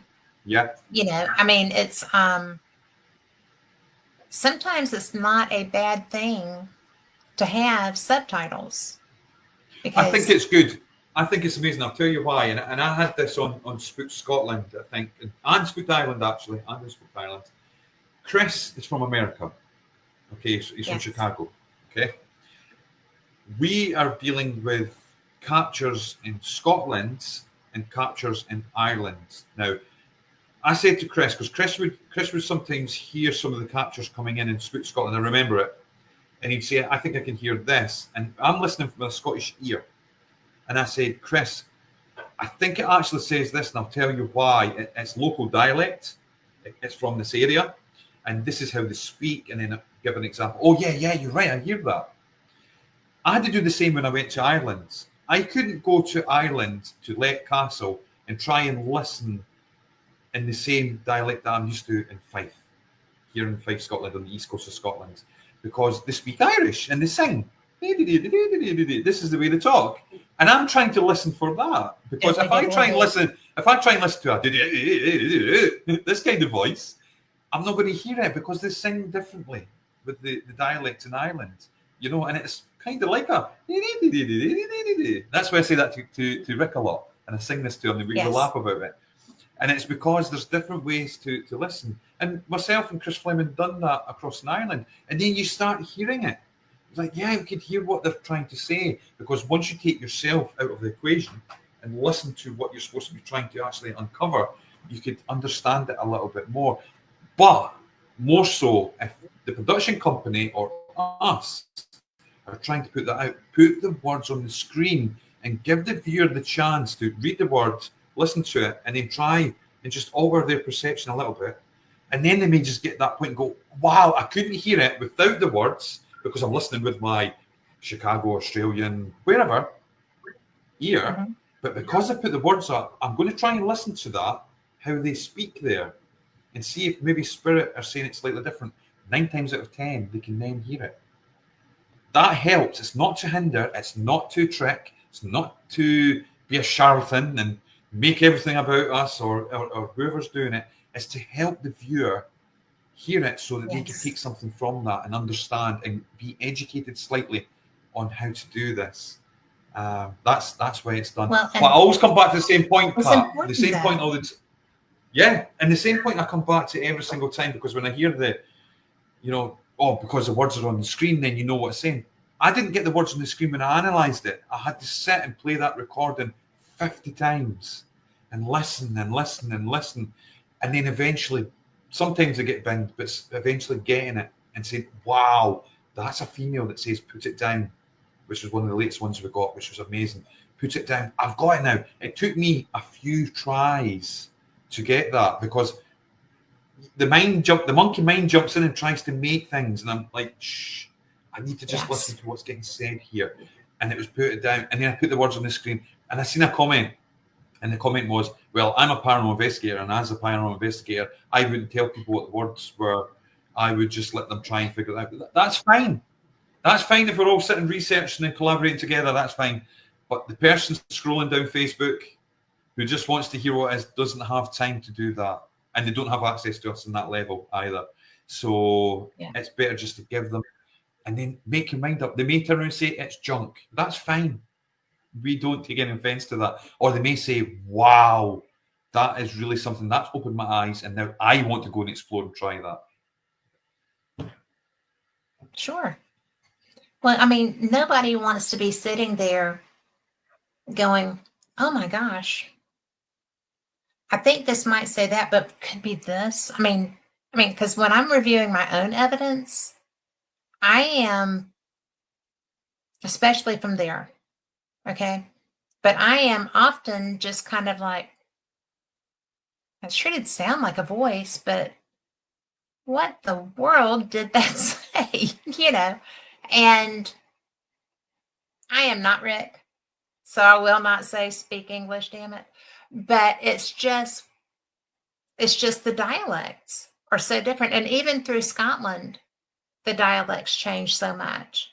If I'm talking to somebody in Edinburgh, then I'm in Fife, and then Glasgow. I mean, that was an interesting dialect. And it's just like we have a lot of people think I talk funny, especially the New Yorkers and the LA people, right? And a lot of people think I'm dumb because I sound like this, which is really great, because let them, But it's just so interesting when you have something to help, because I don't have a problem with that. I've been doing this since God was a child, and it is so helpful to have, and it really is almost an interpreter. It's not putting words in your head. It's just, this is something I'm not used to listening to. I'm going to need a little help with this. There's nothing wrong with that. I get frustrated when people do that to you. I think it's rude. Yeah, I totally agree. It's I think people just need to come together and try and find a way to get the answers out there and collaborate. I've got this thing that I say, and Greg will tell you as well. It's not about being in competition. It's about being in a spirit of harmony and collaborating together. Mm-hmm. And that's the way that we work. That's the whole integrity we've got as Scottish Paranormal, is that we will work with absolutely anyone who's want to do it in a spirit of harmony. If they're willing to do it for the greater good to move forward, competition is no good to us. We don't care who has this location, who's this big team, small team, whatever. These are terms that we don't use. These are terms that we've heard. We hear it from other countries. I speak to a lot of people in America. It's the same issue. I speak to people in England. It's the same issue. Europe, I've not heard as much of it happening. But we always say in a spirit of harmony, we will work with others for the greater good, and we'll bring everybody's got a gift in some way. Some it's audio, some it's speaking to spirit, some it's just so many people have got different gifts and they can bring something to the table. Greg's always keen on saying that even newbies, even people who just come in usually have the best questions, and we think, we never thought of that. We never thought of that. That is so great that what you're saying, and you're new to this because we're all not new to life. And we're not new to the bigger picture. It's just we're trying to understand this part of it. And even the newest people who come into this have got some of the greatest things to ask or to suggest, and things that we just maybe have overlooked, trying to find answers. But we say that all the time. I think it's unfortunate. You will get some people who may see people putting good captures out. It could be us, could be others. And then you'll always get this one or two people who term themselves to be seasoned investigators. They've been doing it for 20 years, 30 years, 40 years, 50 years, a badge of honour. All I give to that is your dedication is amazing, but you're just on the same level as somebody just entering the field as well. We're all in it together. We're all seeking. So just because maybe you've been doing it for 30 years, or me, use me as an example, I've been doing this for 21 years, that doesn't make my opinion any more special to somebody else's evidence. I can give my opinion, but I would never play it down. I would never ever say, you're wrong. I've been to that location and nothing happened to me, so it's not haunted, or any of these kind of things that I see written on many different public forums. I think that, you know, the intention of the investigator going in, the absolute dedication they've got to gathering evidence on that location, how good they do the work when they go in there, how respectful they are to spirit, to communicate with them, all takes a part. If you're just going to go in there with your camera and you're going to be at the bunker and going to say, come on then, spirit, prove it to me. I've been doing this for 20 years. And if you can't prove it to me, this place is not haunted, and then come out and say, see, told you, that doesn't work. That doesn't work. And it puts people off. Sometimes you get a show. Because if you go into certain locations with that attitude, you're going to get shown. Some places you will get educated. You will be educated. It's crazy. I don't understand. You're interacting with something you can't see unless they choose to let you. You can't affect at all. And something that I have seen be able to move objects. Mm-hmm. And you're going to be rude and obnoxious and tick it off. Sounds like a good idea to no one. I mean, you know, it's crazy. Yeah, it's we don't know what we're dealing with a lot of the times, and you've got to be really careful with that, because, like you say, we can't a lot of times see. Sometimes we can't hear what we're dealing with, and there's been many stories of items flying around the place, people being followed home, and things happen in their home. Very bad luck afterwards. And so, do you really want to be disrespectful for something like that? No, I for me personally, I think just keep it positive, keep the integrity. Be respectful to what you can't see, what you're trying to communicate with, and then even keep it respectful to the people who are in the paranormal field doing it, whatever level they're at. You know, whether they've been here and doing it for many years or whether they're just starting out in their journey. You know, encourage, be friendly, offer the hand of friendship and help where you can. Work and collaborate online or offline, and really just show humanity a little bit with each other moving forward. Don't diss other teams. Don't talk bad about others, even if you don't agree with what they're doing. Just keep that out of the way. It doesn't work, and it actually puts you in a bad light. You know, doing things like that. I know I'm not going to work with anyone who talks bad about others. And people seem to not get that. I mean, here we've got, I mean, you can't swing a cat and not hit a paranormal team, basically, especially in some areas. But there's always drama. I mean, we call it paradrama. And it's the biggest bunch of hooey. We're all working towards the same goal. And I don't understand why we have to keep one-upping people. You know, the spirits are going to interact where they want to. They're not a dog and pony show. And you can't judge someone if there's someplace where you got activity the last time and now it's dead, as it were. I don't understand why we can't just work as a community more. And are your subscribers there? Not yet. They'll be coming soon, but not yet. Okay, because I wanted to go ahead and get some more questions in. Are you good with that? Mm-hmm. Yeah, go for it. Okay. Yeah. So we got started a little bit late, and I just love having an opportunity to talk to both of you because I don't get to very much. So, but am I going to get to go to Balgoni in September? Maybe. If we can arrange it, yep. We'll do everything we can. It just depends on the dates. Because I've said we've got the public investigation at Stirling on the Saturday night. So that's kind of eats up the whole weekend. So if we can get one of the dates before then, sort it out, we will do everything within our power to get you there. Okay. Well, do you have our St. Andrews dates, or do you want me to send them to you? I think Rick sent me the St. Andrews dates. Okay. But I don't know when you're in Edinburgh. We're in Edinburgh. Oh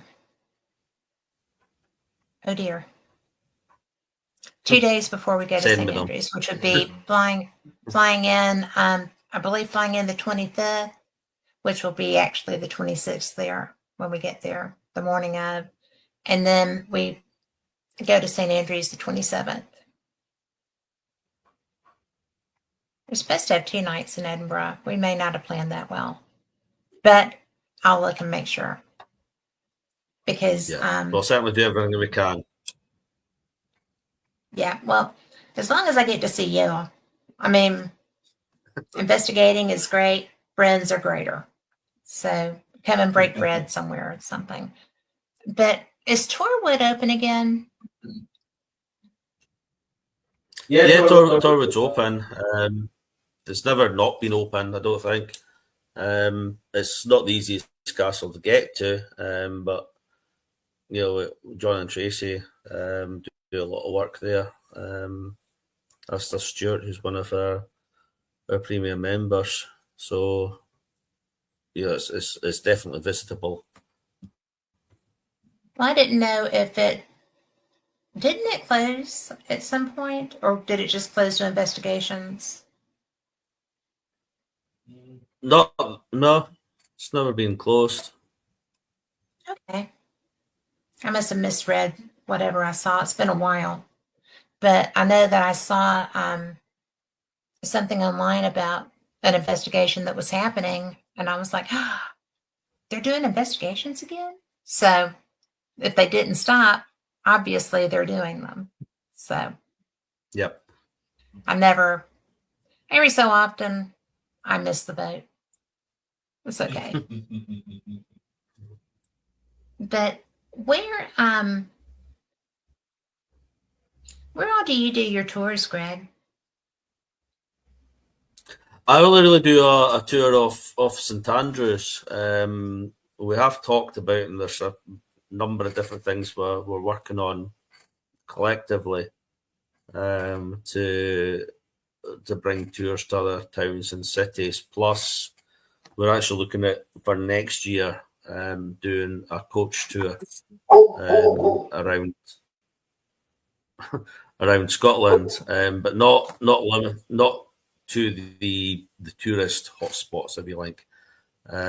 We'll take people to the likes of the north and up the Highlands, across the Highlands, ideally. So, different places from the normal ones. The hidden places. Yeah. The hidden hauntings of Scotland.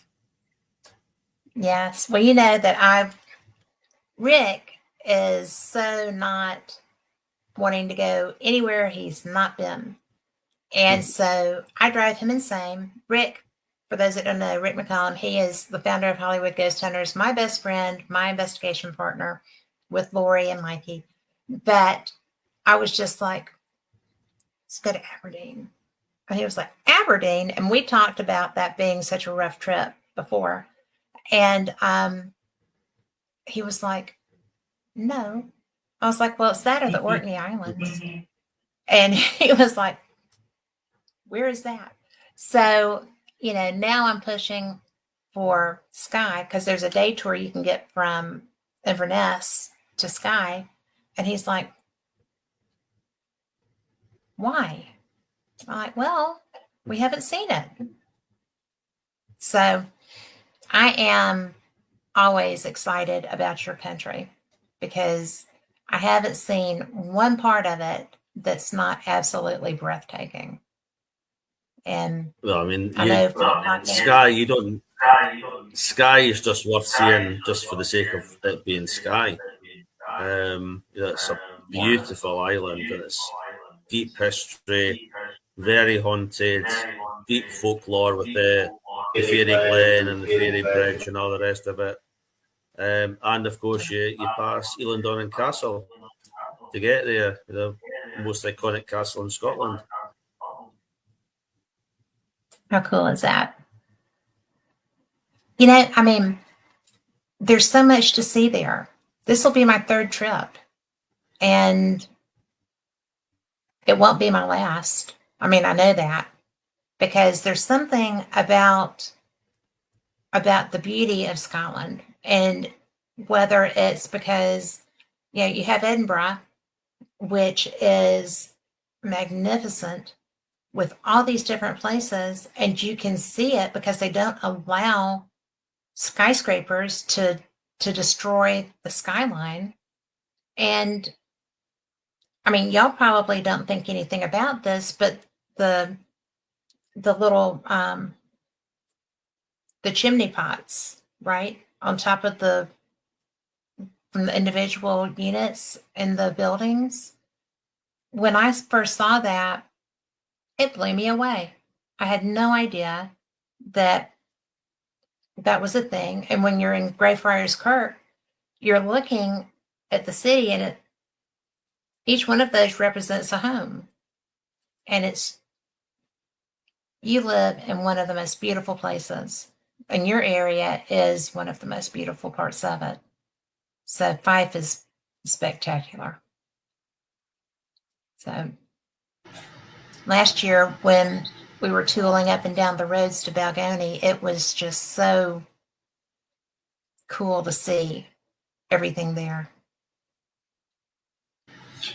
We are extremely lucky. We're extremely lucky with Scotland. We're extremely lucky with what we do, with the history and the mystery of Scotland, with the age and the stories that we have.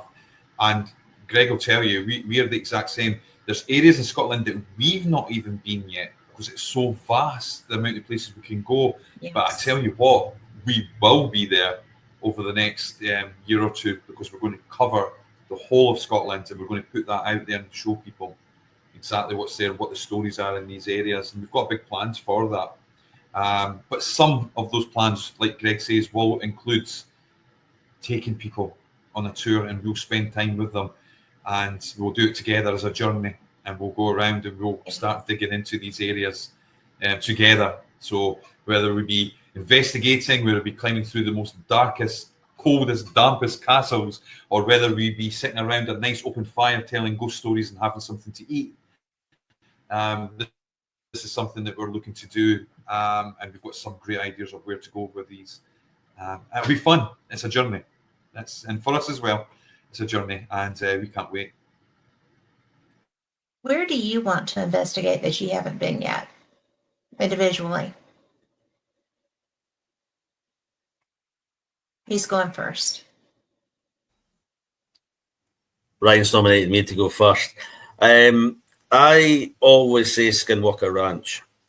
I have been fascinated with that place since I was probably 10 years old. That's when I first started reading about Skinwalker Ranch.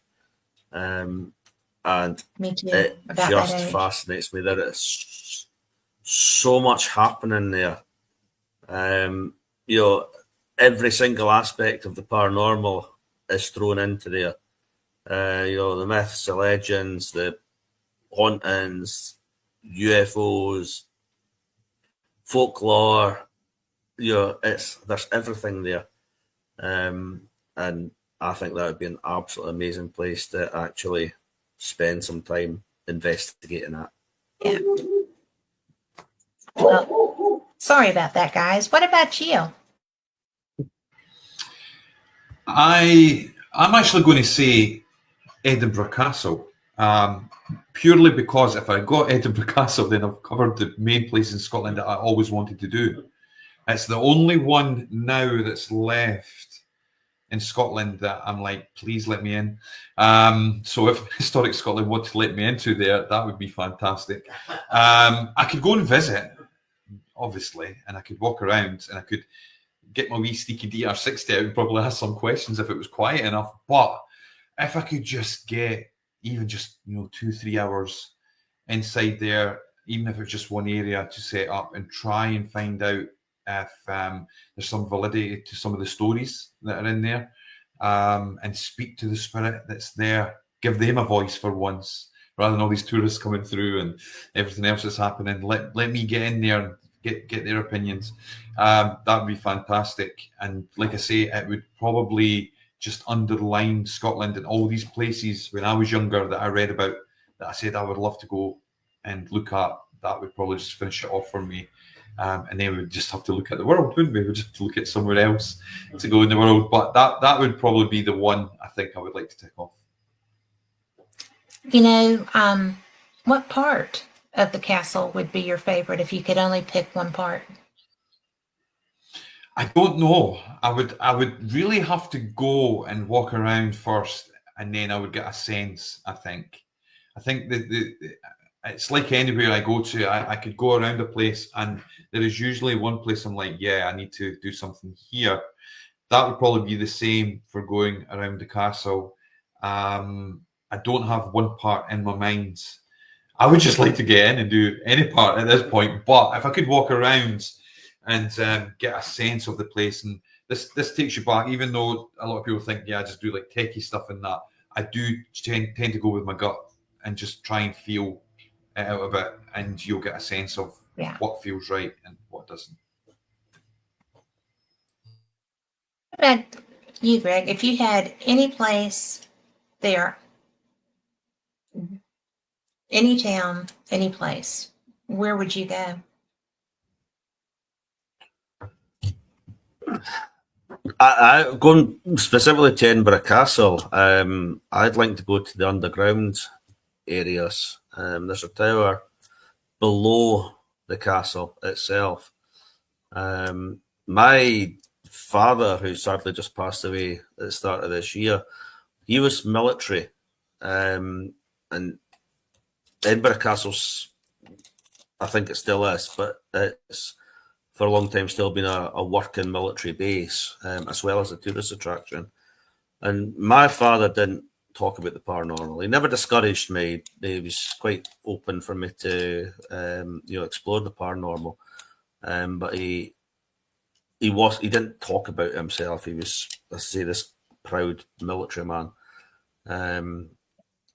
But every now and again, as you got older, he'd start talking about Edinburgh Castle.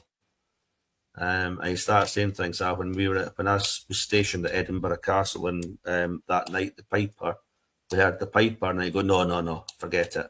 They change the subject.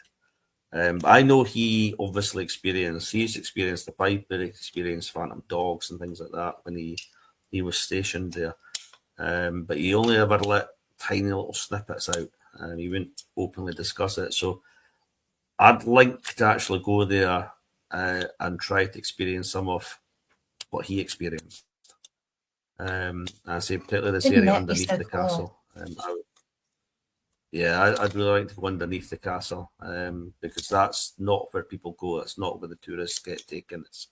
It's closed off most of the times, and it's probably one of the oldest parts of the castle. It's where, I don't know. I just feel that would be the place to go. Well, would it be under the jail part? Is it set? I can't remember exactly where. It. I've seen a map, but I can't remember exactly where it is within the castle. But I mean, it was only kind of more recently reopened, and it's, or at least acknowledged as being opened, and it's an area I'd love to properly, because there's so little information actually available about it, because it's not open to visit.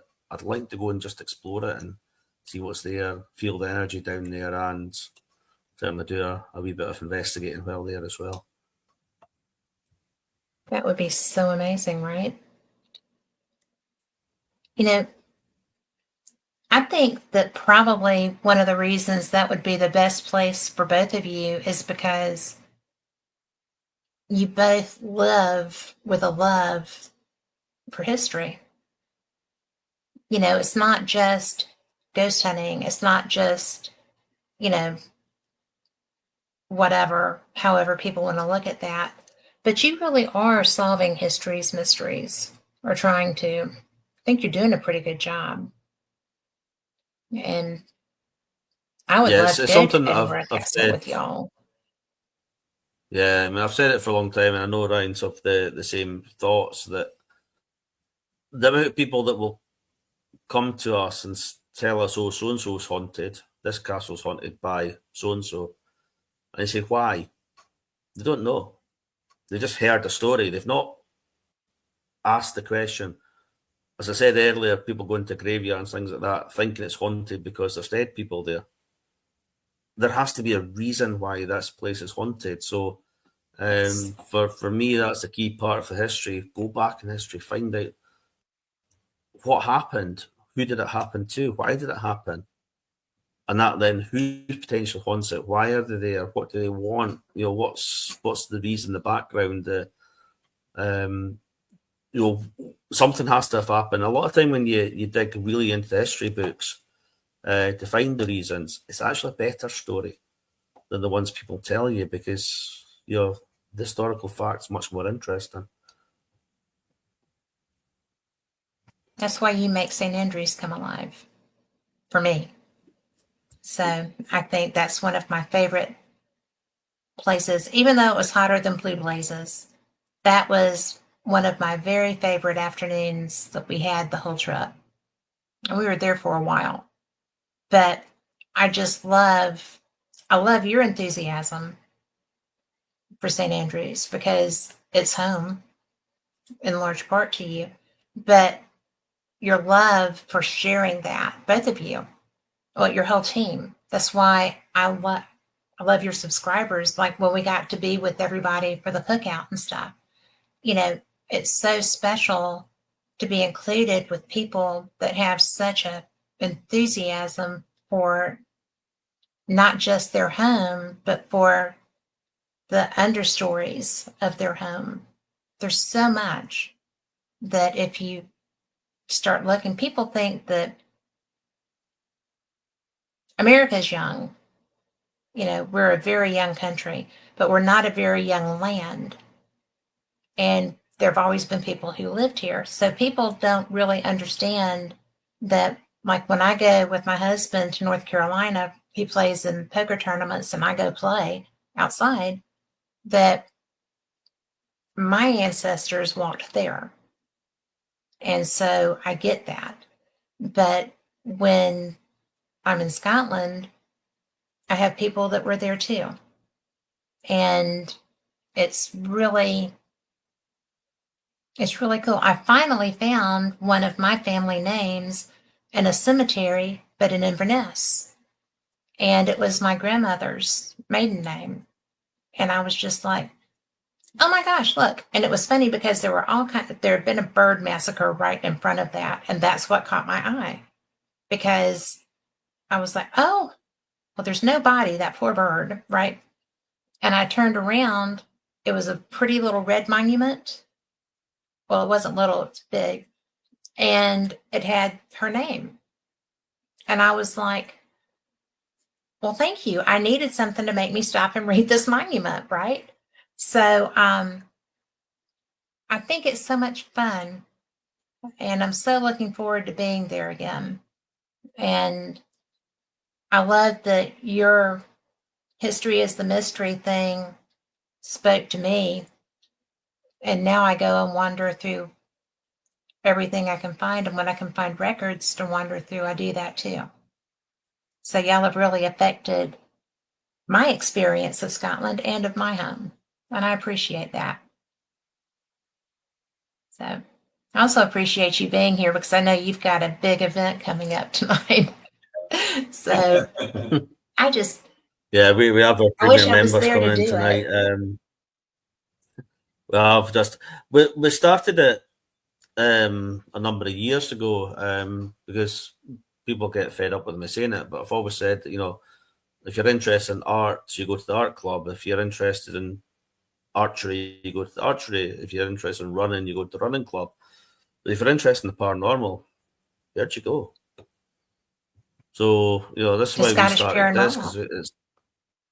Well, exactly. That's why we started it, so that people, like-minded people, could come together in a safe environment and talk with other people about their beliefs, their experiences, etc., without the risk of being ridiculed. Because we're all open-minded. We all have experiences. We all have thoughts. We all have beliefs, and we respect everyone that comes here.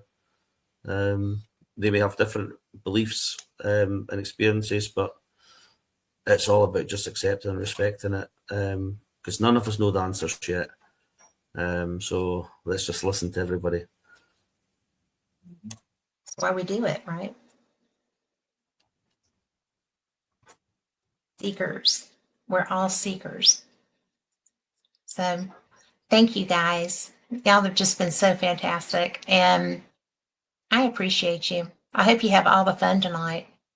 So, and I hope that I get to see some of Yes. But just tell the ones that know me I said hi. And I wish I was there. Will do. And thank you for including, all of us. I'm going to speak for all of us. But thank you for including us with your groups, because I have the best time with y'all, and I have such a love for Balgoni, and I have so much respect for y'all and the work that you do. Thanks for bringing such a good reputation. We respect you guys as well. We take the attitude that if you're going to travel all the way across to Scotland, the least we can do is showcase as much as we possibly can with you. There's a definite click there. We'll do that. Yeah, I mean, there's definitely click there. We obviously work well together. We're similar minds, and it's just great sharing experiences and thoughts. I think so too. And like I said, if you're ever here, we'll make that so too. Although it may take me a minute to get to you if you're here, depending on where you are. So I need notice. But I'm way down south. But if you come to the United States, I will come find you. So, but as it is right now, I'm happy to come to Scotland. So thank you again, guys. So thank you. Yeah. I'm just thrilled. And, I just want to let people know as you're watching this, that you're the reason that all of us do this work. Whether it's investigation, the research side of investigation, the shows, or the television shows, is to open up your minds to what can be with the paranormal, what is, and to give you maybe information to be able to go explore for yourself, because it's really, there's a lot to learn. There's a lot to experience. And these guys are out doing the work all the time. And Ryan will be in your living room, and Gregor too, on occasion.